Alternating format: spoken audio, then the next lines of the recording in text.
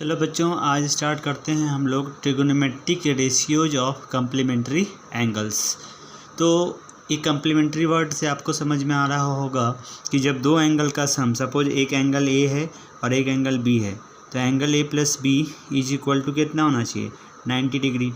अगर मान लो मैं बी के जगह पे थीटा मान लूँ तो क्या होगा, A plus theta is equal to 90 degree.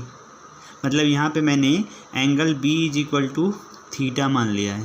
तो आपको पता हो रहा होगा यहाँ से ए इज इक्वल टू क्या होगा, थीटा उधर लेके जाओगे तो 90 डिग्री माइनस थीटा। तो यहाँ से angle A is equal to होगा 90 डिग्री माइनस थीटा। मैंने यहाँ पे इस तरह से समझाने की कोशिश किया है, यहाँ से समझो। जब ये चीज़ समझ में आता है तो देखो मैंने जानबूझ के चेंज किया है। एंगल बी यहाँ 90 डिग्री है, अब इस बार मैंने एंगल सी को थीटा मान लिया। तो यहाँ पे क्या होगा, बी प्लस सी। अब क्या बोलोगे, बी तो हो गया, सॉरी, ए प्लस सी का वैल्यू होगा A plus C is equal to 90 degree. अगर समझ में आया, देखो मैंने सी को क्या ले लिया है यहाँ पे, थीटा। सी थीटा है यहाँ पे, मतलब मैंने लिखा है angle C is equal to theta. तो क्या लिखोगे, A plus theta is equal to 90 degree. Same चीज़ रिपीट कर रहा हूँ, तो यहाँ से ए के जगह पे क्या आएगा, 90 डिग्री माइनस थीटा। ये समझ में आना चाहिए। मतलब अपने डायग्राम में अगर एंगल ए की बात करो, अगर यहाँ से हम लोगों को एंगल ए के फॉर्म में, नोटेशन के फॉर्म में लिख रहा हूँ, 90 डिग्री माइनस थीटा है, तो इन दोनों को समझो। डायग्राम में ये थीटा है तो ये हो गया 90 डिग्री माइनस थीटा। बाकी सेम चीज़ है, जैसे हम लोग ट्रिगोनोमेट्रिक रेशियो लिखते थे वैसे ही लिखेंगे। चलो जैसे इस ट्रायंगल में ये तो 90 है, इसके लिए मैं रेशियो लिखता हूँ और तुम लोग बताना। देखो मैं इसके लिए ना साइन का वैल्यू लिखता हूँ, साइन सी। रियल में साइन थीटा लिखना चाहता हूँ, साइन थीटा मतलब सी के लिए बात हो रहा है। सामने में है परपेंडिकुलर, यहाँ पे मैं लिखता नहीं क्योंकि इसके केस में चेंज हो जाएगा। तो मैं ऐसे लिखता हूँ, थीटा के सामने perpendicular that is equal to A B और अपॉन ए सी। ये हो गया ए सी, इसको याद रखो, साइन थीटा ये आया है। अब इसी ट्रायंगल में मैं इस एंगल के लिए कॉस है, रियल में पता है ये मैं ऐसे भी बोल सकता हूँ, व्हाट इज साइन सी। तो आप बोलोगे ए बी अपॉन ए सी। अब इसको याद रखना। अब मैं इस ट्रायंगल में साइन इस एंगल के का कॉस निकाल रहा हूँ, cos A. What is the value of cos A, सब लोग देखो, ये हो जाएगा बेस क्या हो जाएगा, ए बी, और यहाँ से देखो नीचे में आ जाएगा ए सी। तो ये कॉस ए। रियल में कॉस 90 माइनस थीटा है, कॉस ए की जगह पे हम लोग क्या ले सकते हैं, 90 डिग्री माइनस थीटा। तो अभी भी वैल्यू तो वही रहेगा ना, ए बी अपॉन ए सी। ये चीज़ समझ में आना चाहिए।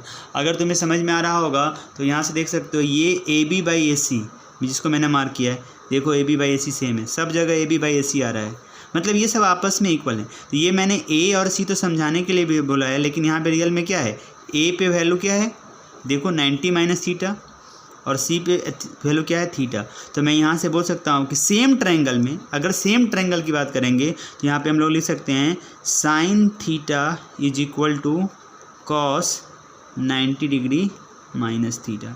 ये हमारा से पहला फार्मूला आ गया, sine theta is equal to cos 90 minus theta. अगर आपको इसी ट्रायंगल में मैं यहाँ पे करके दिखाता हूँ, मैं एक और करके दिखाता हूँ, आप किसी के लिए लिख सकते हो। सपोज टैन थीटा लिखना चाहते हो, ठीक है, तो टैन अब डायरेक्ट लिखता हूँ, टैन थीटा मतलब इसके रिस्पेक्ट में। तो परपेंडिकुलर कौन होगा, ए बी, तो आ रहा है A B upon B C. Base होता है ना, परपेंडिकुलर अपॉन बेस, तो बी सी, ये टैन थीटा है। इसी ट्रायंगल में इसके लिए लिखो कि क्या, cot 90 minus theta, cot 90 degree minus theta. देखो यहाँ से क्या आएगा, कॉट के लिए क्या होता है, बेस अपॉन परपेंडिकुलर। तो बेस क्या आ जाएगा, ए बी, और परपेंडिकुलर के सामने वाला दैट इज बी सी। मैं जानबूझ के साइड लिख रहा हूँ ताकि आप मैच कर सकते हो।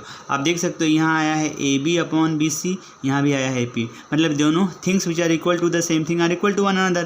तो यहाँ से क्या फार्मूला आएगा, tan theta is equal to cot 90 minus theta. यही चीज़ हम यहाँ पे कॉट थीटा निकाल सकते हैं, कॉट थीटा निकालेंगे टैन थीटा तो सेम आएगा। तो यहाँ से दूसरा फार्मूला ऐसे भी लिख सकते हैं, कॉस, तुम करके देखना, cos theta is equal to sine 90 degree minus theta.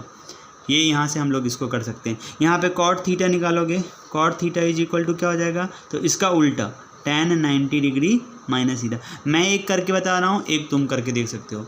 मैं देखो एक और बताता हूँ।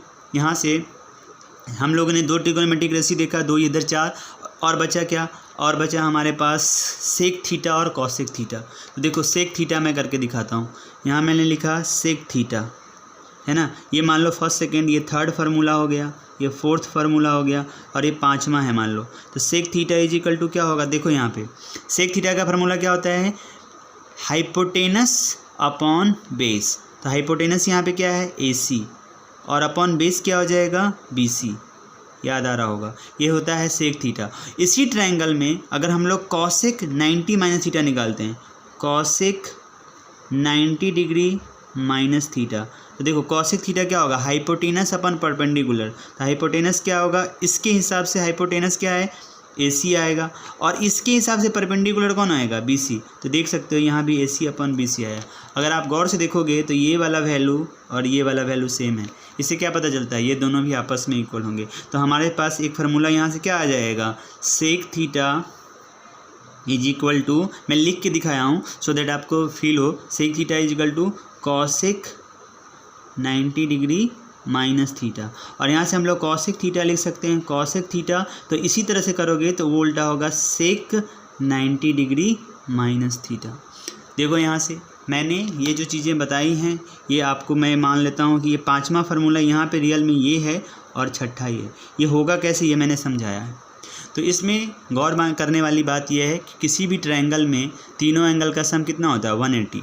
और अगर ये 90 हुआ तो मैंने बताया कि बाकी दोनों का सम 90। देखो यहाँ पे मैंने A+C करके भी बताया है। एक और एग्जांपल लिया था, सपोज दूसरे ट्रायंगल में होगा या A+B, यहाँ पे तो नहीं, मैं ये एग्जांपल किसी दूसरे ट्रायंगल के लिए लिया हूँ जहाँ पे ट्रायंगल ऐसा है, मान लो कि यहाँ पे C पे 90 डिग्री है, C पे 90 है, और ये A है और ये B है। इसका एग्जाम्पल मैंने यहाँ पर लिया था। मैंने ये वाला एग्जाम्पल इस ट्रायंगल के लिए बताया, तो आप दिमाग लगा सकते हो वहाँ पे। तो इन चीज़ों को ध्यान में रखोगे तो यही हमारा था कम्प्लीमेंट्री। इससे रिलेटेड हम लोगों को जो चीज़ें पढ़ना है वो है एक्सरसाइज 8.3 हम लोग करेंगे, तो वहाँ से आपको समझ में आएगा। तो 8.3 का आप एक्सरसाइज करते हैं।